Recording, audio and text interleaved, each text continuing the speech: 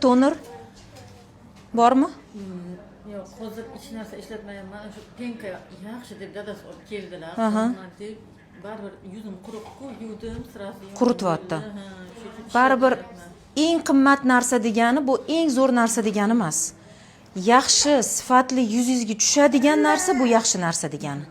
Bizani ekologiya tim bo'li shunaqaki, juda ham talab qiladi ekologiyaga mos narsa ishlatishni. Хорошо? Так, азуленовая умывалка. Bizara увлажняющий тонер kerak, вот. O'ta quruq yuzlar uchun, yuzimga hech narsa tushmaydi deganlar uchun toner nimaga?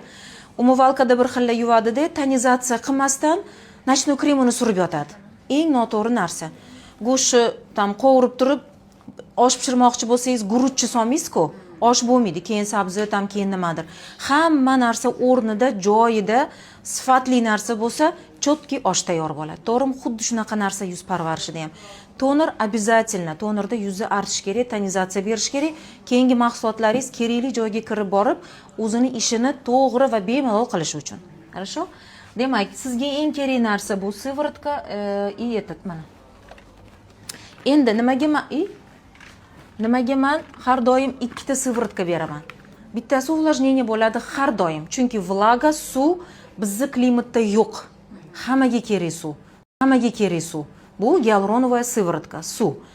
Bu bilan уже yuzingizga mos. Masalan, yuzingizga lifting kerakmi? Lifting sivorotka olasiz. Dog' bormi? Dog'i sivorotkasini qo'shasiz. Ko'z atrofida muammo, osilish muammosi, или tam kuchli sinib ketgan teri. Hamma teriga mos sivorotka beriladi, уже siz ikkalasini qo'shib surasiz. Tonerdan keyin обязательно sivorotka surasiz. Endi nochnoy krem bizda mana o'ta quruq deyapsiz, hech narsa увлажнять qila olmayapti. Mana eng yaxshi ko'radigan nochnoy kremim bu jajabali nochnoy, bu o'zimizni tayyorlaymiz. 2-3 ta professionalniy kremlardan qo'shib tayyorlaymiz. Вот такой эффект. Jajabali nochnoy kremlar.